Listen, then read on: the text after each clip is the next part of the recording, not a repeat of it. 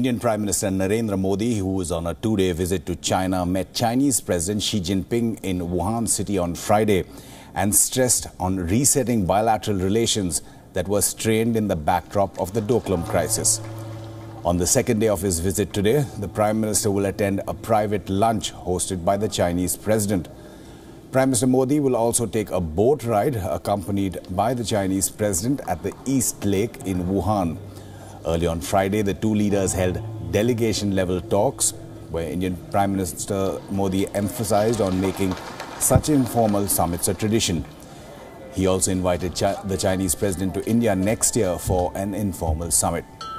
New Delhi and Beijing have expressed the desire to stabilize bilateral military relations and to increase people-to-people contact. This meet is different from past encounters because it's informal, one-on-one, and involves a lot of open conversations rather than being a planned and choreographed diplomatic summit. संसार की शांति, स्थिरता और समृद्धि की दिशा में भारत और चीन चल रहे हैं। मैं उसमें 5 बहुत पॉजिटिव एलिमेंट देखता हूं। हमारे बीच की सोच, हमारे बीच का संपर्क, हमारे बीच का सहयोग, हमारे बीच के समान संकल्प, हमारे बीच के समान सपने, ये 5 एलिमेंट ऐसे हैं। सोच, संपर्क, सहयोग, सपने, संकल्प, विश्व शांति, विश्व स्थिरता, विश्व समृद्धि, इसकी ताकत बन सकते हैं। Well, yesterday, after this informal summit began with the Prime Minister and Xi Jinping meeting one-on-one with just the translators present, there were delegation-level talks with senior officials on both sides, including the National Security Advisor Ajit Doval. The Indian Ambassador to China, Gautam Bambavle, was also present, as was the Chinese Ambassador to India and the Foreign Minister, State Councillor, and the newly appointed Special Representative for talks on the border issue, Wang Yi. They were all present in that delegation-level talks. Earlier, the Prime Minister had also visited the Hubei Province Museum, and it was taken on a special exhibition tour by the Chinese President.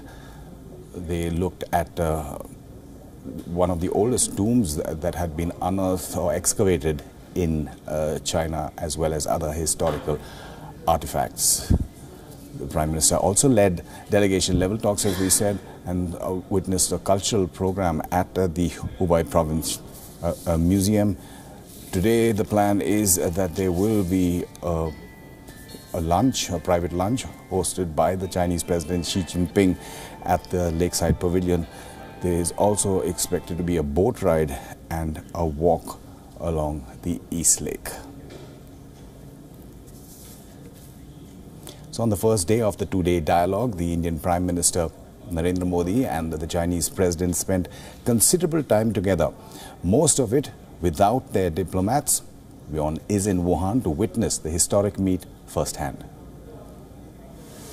This is a meeting that could shape the future of India-China ties. Asia watchers remain glued to the informal dialogue between Indian Prime Minister Narendra Modi and Chinese President Xi Jinping. On Friday, both leaders began their conversation. The Chinese President gave a warm welcome to the Indian Prime Minister at the Hubei Provincial Museum in Wuhan.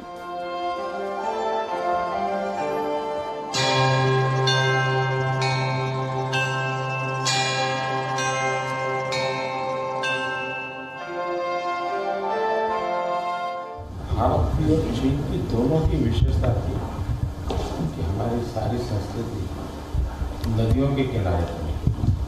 Bharat के भी 5000 साल पहले मोहनजोदड़ो, हड़प्पन, इस culture की अगर हम चर्चा करें तो सारा विकास नदी के तट पर होता था। The two leaders spent considerable time together.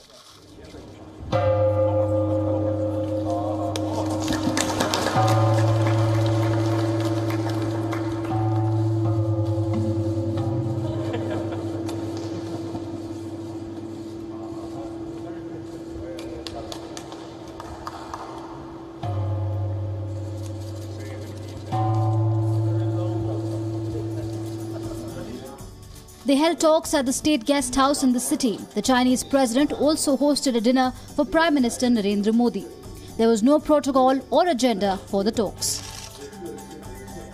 मैं बहुत प्रभावी हुआ था जिस प्रकार से वाटरवे के लिए काम किया, बिजली का काम किया और एक बहुत अच्छा टूरिस्ट सेंटर भी डेवलप हो गया। 这个你的到来呢，也是可以说是我们对中国关系的一个新的春天。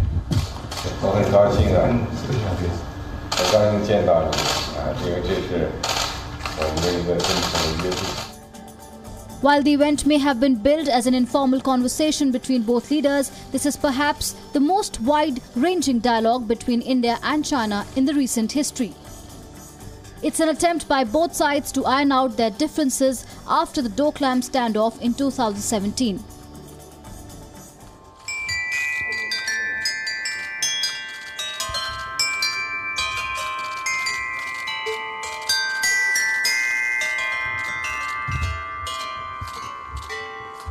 There was considerable buzz around Wuhan, the city which is hosting Prime Minister Modi.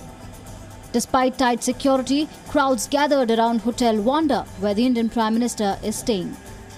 Some people even welcomed Prime Minister Modi with songs of an Indian movie called Secret Superstar, a film that's been well received in China.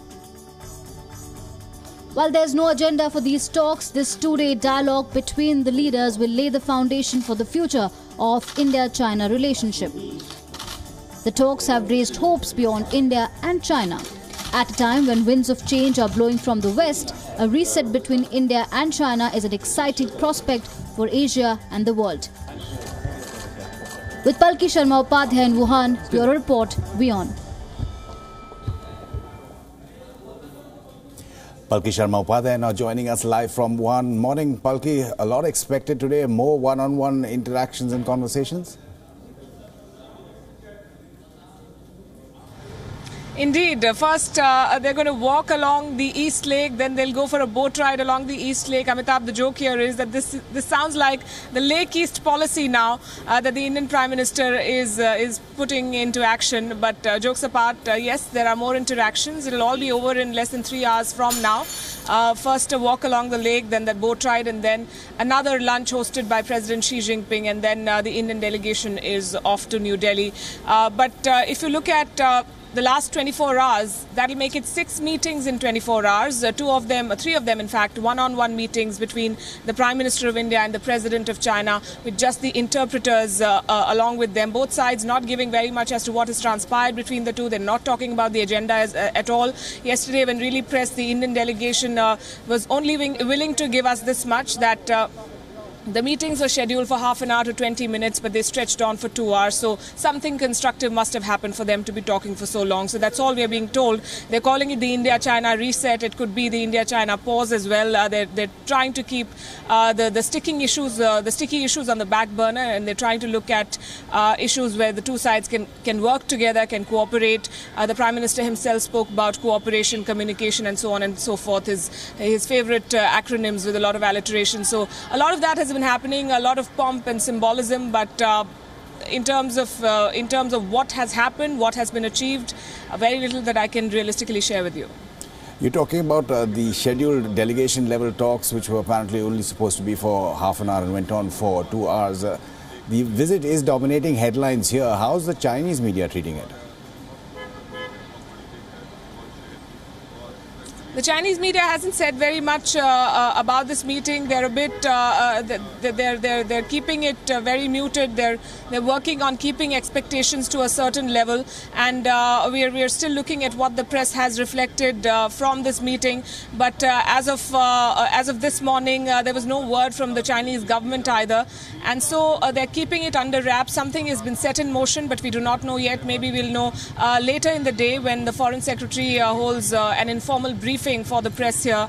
That's what we've been told, but not giving out very much, except perhaps for the gift that the Indian Prime Minister brought for the Chinese president. 2 paintings, reprints of 2 paintings made by a Chinese scholar very many years ago, and one of a horse and the second of a sparrow and the grass.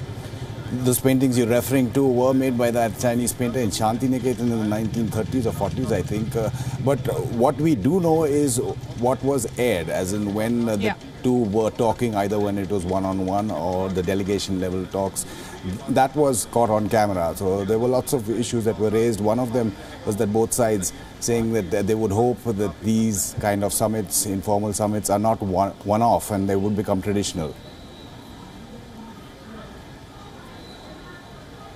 Yes, the Indian Prime Minister, we understand, has invited the Chinese President to India for round 2 of such informal talks next year in India, and they'll be meeting again in the month of June for the Shanghai Cooperation Organization, or the SCO summit. They've met 11 times in 4 years. They understand each other. They understand where the other side is coming from. The Prime Minister also spoke about his previous trip to Wuhan, and he sounded quite impressed by the pace of development here. He spoke specifically about the Three Gorges Dam. He spoke about the infrastructure and the kind of work that has been done on electricity and water. So yes, development is something that he has always been focusing on. Even as the Chief Minister of Gujarat, he's undertaken many study tours. One of them was to Wuhan, and he spoke about that. So what came out in the press was a lot of interesting exchanges. They've been saying that this is a meeting of two friends, and they did speak like two friends, we are told. And today that is going to go on for 2 more meetings. So this sounds like something that has started on a positive note.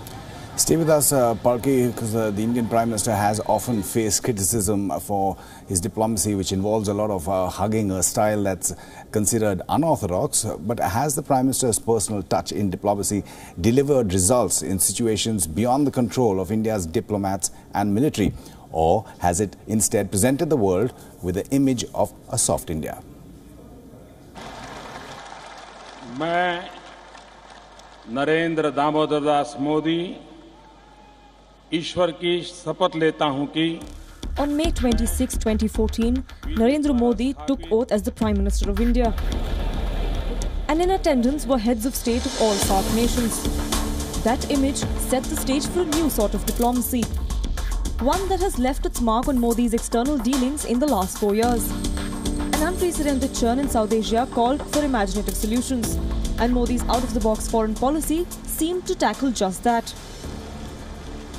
Narendra Modi's diplomacy has often been touted as a cavalier one, but his personal touch has aimed to strengthen India's interests at large. Modi's Wuhan visit does just that. An informal setting allows for a free exchange of views, one that is free from protocols. Like his visit to the Martin Luther King Memorial in Washington along with the then Prime Minister Barack Obama. Or his boat trip in Paris with the then French President François Hollande. But has Modi's unconventional approach to diplomacy worked? If you look at the bigger picture, it seems like it has.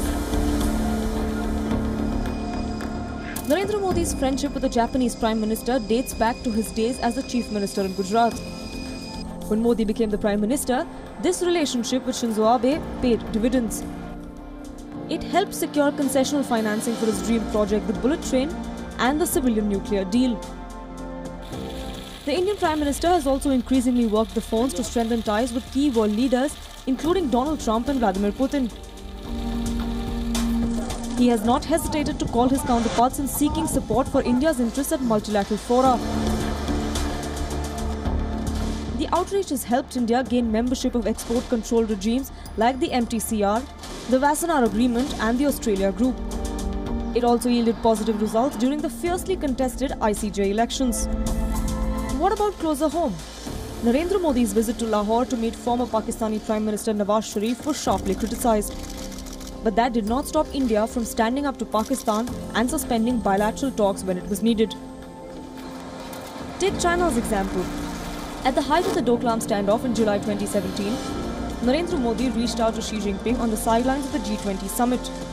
The two shook hands and mutually agreed to defuse the crisis diplomatically. Modi's outreach de-escalated the standoff by August 28, 2017. In the last 4 years, Narendra Modi's style of diplomacy has not only got the country more friends, but even cemented India's relationship with countries that weren't even on the diplomatic radar until a few years ago. An assessment of his foreign policy makes one thing clear. Narendra Modi is rewriting the delicate art of diplomacy, one hug at a time. Bureau Report, WION. Palki, we've seen only handshakes so far. Possible there could be another hug, though we told the top Chinese leadership doesn't usually indulge in that kind of diplomacy.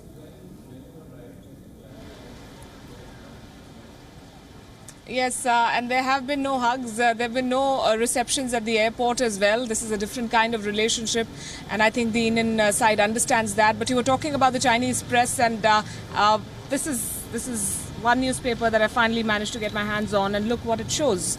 The Prime Minister of India with the President of China, and then again. So this is a full-page coverage. I'm afraid I cannot read Mandarin, but you can see what has been reflected here. The Chinese press also focusing on this story now, but the editorials have kept that tone, have kept that balance, have been consistently saying that it was a Western conspiracy to put India and China on a collision course, and the two leaders have now shown the statesman spirit and decided to put that behind them and chart their own course, and that is what this effort, this reset is all about.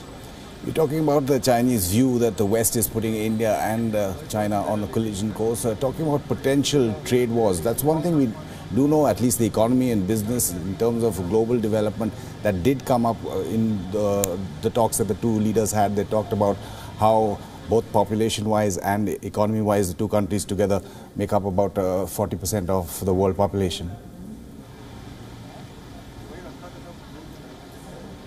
Yes, that is something that the Prime Minister is focused on, and we've been saying, Amitabh, even though they've not specified the agenda, trade and investment is definitely going to be part of their conversation. China is India's biggest trading partner. India is China's biggest market. They need each other. India also wants to replicate the Chinese development model, and it's taking notes from here. The government is. Of course, the challenges in India are very different from those in China. India is a democracy, and you have to take everyone along when you think of a project and you try to execute it. But having said that, the Indian government is very keen to do what the Chinese have achieved. This is technically a tier 2 city, Wuhan, but when you come here, you see the kind of ribbon-like highways, the kind of awe-inspiring skyscrapers, and it doesn't compare to any city in India, and that is something that unofficially many in the delegation have also said that this is the story that we want to see in India, and I think Chinese investment and Chinese cooperation to that extent is going to be much welcome. You're mentioning Wuhan city, and the choice of Wuhan is significant. It's in central China. The Prime Minister hasn't visited that area, as the Chinese have said before, and it has historical ties to the founder of the Chinese state, Mao Zedong. It does, and the lake along which they're taking a walk, Mao Zedong at one point wanted to show that he's fit, he's in good health, so he would go for a swim and then enjoy his favorite meal in black bean sauce, we understand. So yes, it has historical ties. Wuhan used to be the capital of China at one point. It's been described as a cosmopolitan metropolis by some.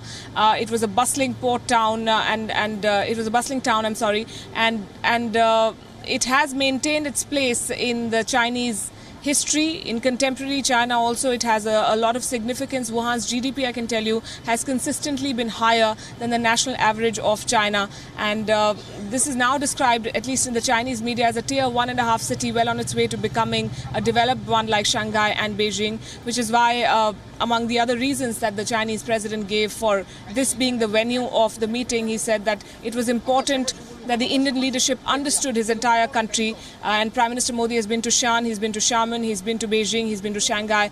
So they wanted him to visit a city in central China, which is why they chose the Hubei province and the city of Wuhan. Palki Sharma Upadhyay reporting from WION. We'll keep coming back to you for more live from that Chinese city as we wait for 3 more meetings that are expected between Prime Minister Narendra Modi and Chinese President Xi Jinping.